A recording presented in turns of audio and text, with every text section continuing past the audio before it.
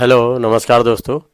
आजकल दोस्तों एक बहुत ही वायरल चीज़ चल रही है कि एक पत्नी के दो पति। अभी तक आप लोगों ने सुना होगा कि एक पति होता है, दो पत्नियां रखते हैं, या एक घर वाली होती है, एक बाहर वाली होती है। लेकिन ये अभी एक नया इस समय वायरल चल रहा है, ज़्यादा लोग सुनने में आ रहा है कि एक पत्नी के दो पति।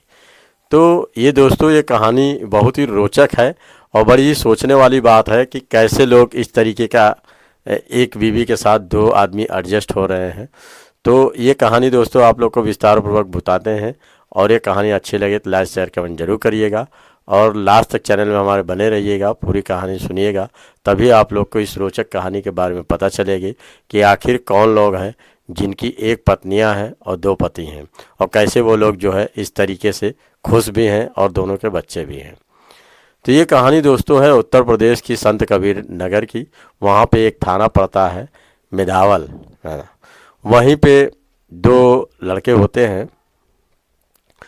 तो नई नई शादी होती है, 12-13 साल की उम्र होती है औरत की, जिसका नाम होता है अनीता। और 14-15 साल की उम्र होती है लड़के की, जिसका नाम होता है राम शरण। तो अभी नई नई इन लोगों की शादी हुई होती है। पहले के लोग जो है जल्दी शादी कर दिया करते थे, तो इन लोगों की भी नई नई शादी हुई थी। तो अभी ज़्यादा उम्र परिपक्व नहीं थे, कुछ कम ही उम्र के थे। तो इन लोगों की जब शादी हो जाती है तो इन लोगों को कुछ आता पता नहीं रहता है कि आदमी औरत में क्या संबंध होता है, और आखिर शादी होती है तो किस तरीके से रहना चाहिए। तो इन लोगों को कुछ भी पता नहीं रहता है। तो जो उनकी माँ होती है राम शरण जी की, यानी कि अनीता की जो सास होती हैं, वो अनीता को बहुत समझाती है, बुझाती हैं कि अरे आदमी के पास सोना चाहिए, आदमी के पास बैठना चाहिए, उसका कहना मानना चाहिए, खाना पीना तो बना ही लेती हो, कपड़ा लत्ता धो ही लेती हो, सब कुछ कर लेती हो। लेकिन कुछ फर्ज ऐसे होते हैं जो आदमी के ही होते हैं, आदमी के साथ ही करना चाहिए, उठना बैठना चाहिए। तो वो नासमझ थी, वो ज़्यादातर उठना बैठना उसके साथ, आदमी के साथ नहीं करती थी। फिर एक दिन और आदमी भी वो एकदम बिल्कुल सिरबिल्ला टाइप का था, मतलब वो भी ज़्यादा इस तरफ ध्यान नहीं देता था, क्योंकि अभी ज़्यादा इन लोगों की उम्र हुई नहीं थी, परिपक्व थे नहीं। तो इसी तरीके से कुछ समय इन लोगों में बीतता है। बीतने के बाद जो है, जो रामशरण होता है उसके दिमाग में आता है कि क्यों ना ऐसा जो है कि मैं कहीं कमाने चला जाऊं, बम्बई वम्बई कुछ कमा के आऊं, तब जाके मेरी घर गृहस्थी अच्छे से बसेगी। तो वो एक दिन जो है क्या करता है कि इन लोगों की शादी 2001 में लगभग हुई हुई होती है, और 4-5 साल रहते हैं। उसके बाद जो है ये मुंबई चला जाता है काम करने के लिए। अब वहीं पे काम करते करते जो है इतना मशगूल होता जाता है कि ये घर की कोई सुध बुध ही नहीं लेता है। और सबसे बड़ी बात है ना, अपनी पत्नी का ध्यान रखता है। उस समय मोबाइल फ़ोन भी ज़्यादा नहीं चलते थे, और कोई सुध बुध भी नहीं लेता है, कुछ भी नहीं लेता है। तो वहाँ पे जाके जो है बहुत बुरी तरीके से फंस जाता है एक औरत के चंगुल में, और वहीं पे जो है वो रहने होने लगता है। लेकिन वो जो औरत जो है उसके बच्चे थोड़े बड़े हो जाते हैं, और जब बड़े हो जाते हैं तो औरत भी ध्यान नहीं रखती है इनका, और इनको भी कहती है कि अपने घर जाओ, और तुम, अब मेरे बच्चे बड़े हो गए हैं। तो अब ये सोचने लगते हैं कि अब मैं जाऊं तो कहाँ जाऊं। और इसी तरीके से इनका समय जो है 13 साल 14 साल का हो जाता है, 13-14 साल हो जाता है, ये अपने घर आते नहीं हैं। 13-14 साल बाद जब वो औरत वहाँ से खदेड़ देती है कि जाओ अब तुम्हारी ज़रूरत नहीं है, तब इनको घर की ख्याल आती है कि क्यों ना चलूँ मैं अपने घर। लेकिन ये सोचने लगते हैं कि मैं अपने घर जाऊँ तो क्या कहूँगा, कैसे कहूँगा, मेरी भी एक शादी हुई थी। तो अब वो पता नहीं शादी छूट गई या कि चली गई कि क्या हुआ।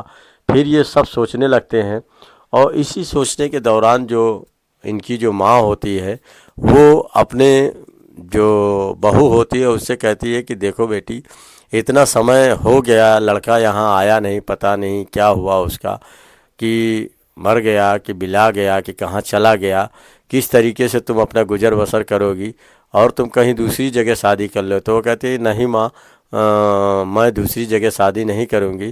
तो वो कहती है ठीक है, एक मेरा दूसरा बेटा है रामबरन, तो रामबरन है, अगर वो तुम उससे कहो तो मैं तुम्हारी शादी करवा दूँ।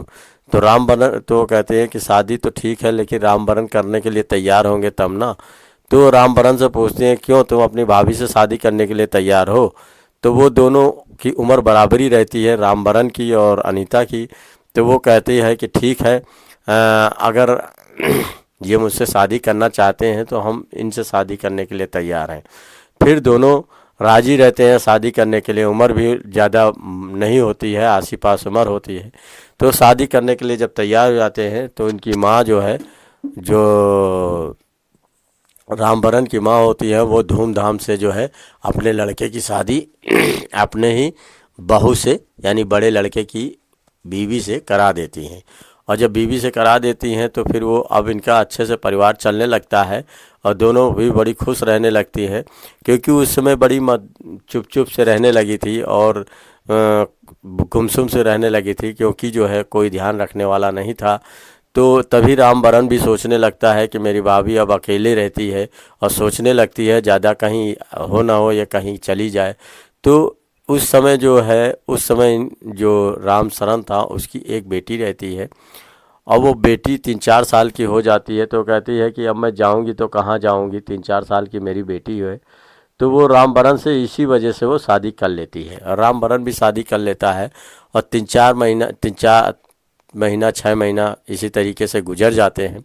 गुजरने के बाद जो है एक दिन जो है रामशरण जब वहाँ से, जब औरत वहाँ से खदेड़ देती है, जब कि जाओ यहाँ से, और जब छोड़ देती है तब ये अपने घर की आने की सुध लेता है। और जब अपने घर आता है तो देखता क्या है कि मेरी बीवी की शादी हो गई है। तो अपनी माँ से पूछता है कि माँ, मेरी बीवी की शादी कैसे तुमने करा दी और किस तरीके से करा दी, मेरे भाई से कैसे करा दिया और तुम्हें क्या इंतज़ार नहीं करना था।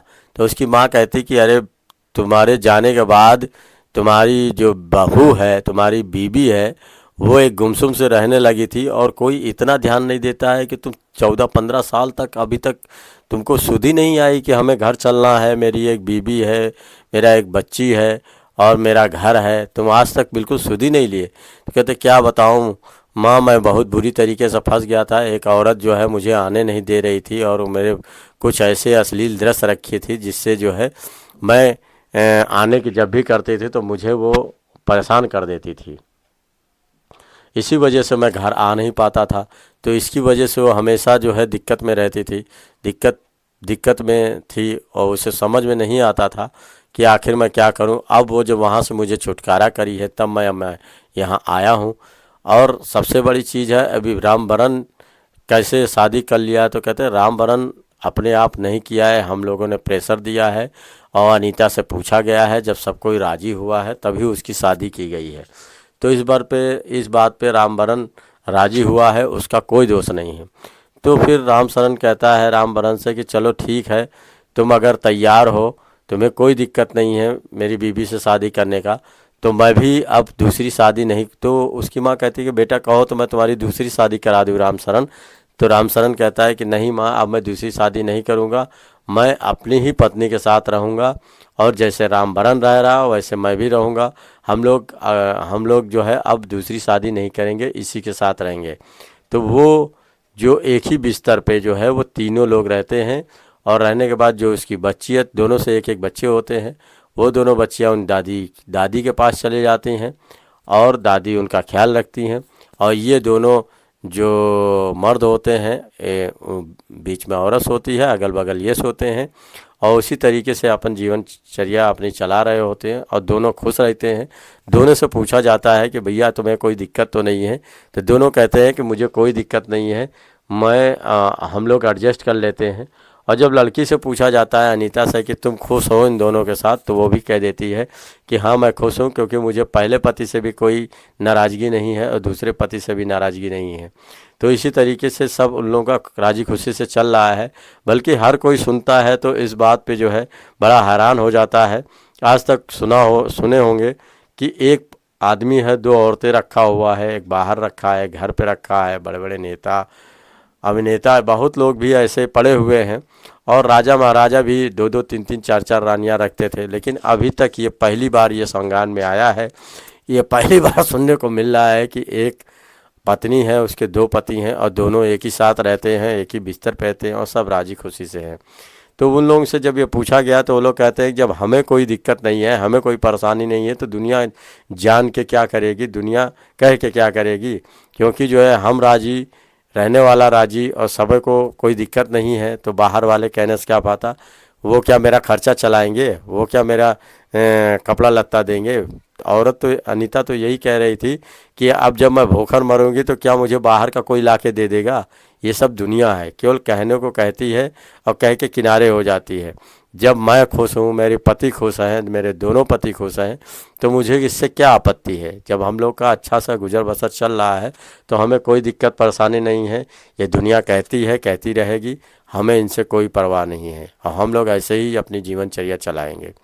तो ये दोस्तों हमको कहानी सुन के बहुत अच्छी लगी। ये कहानी क्या इस समय टोटल मीडिया पे दिखाया जा रहा है और लोग इनके पास, लोग पत्रकार पहुंच रहे हैं, इनसे पूछ भी रहे हैं, लेकिन ये घबरा नहीं रहे हैं। बाकायदा सब लोगों को बातें अपनी बता रहे हैं और ये भी बता रहे हैं कि हम लोग खुश हैं, कोई दिक्कत परेशानी नहीं है। तो ये दोस्तों कहानी आप लोग को कैसी लगी, अच्छी लगी तो लाइक शेयर कमेंट ज़रूर करिएगा और बताइएगा कहानी आप लोग कहाँ से देख रहे हैं। और हमें ये कहानी बताकर आप लोगों के दिलों को ठेस पहुंचाना नहीं था, बल्कि एक जागरूक करना था कि अगर कोई कोई अपनी ज़िंदगी जी रहा है तो उसे जीने दो। कहने से क्या फ़ायदा, कह के अपना मुंह खराब ही करोगे। और ये बात तो सही है, कोई अगर भूखा मरता है तो कोई रोटी तो कोई देता नहीं है, सिर्फ आदमी एक दूसरे से कहता है। हम तो कहते हैं अगर कोई किसी को रोटी दो, पानी दो, अगर कुछ सहायता करो तब कहो तो अच्छा लगता है। इस तरीके कहने से कोई फ़ायदा नहीं। नमस्कार दोस्तों, धन्यवाद।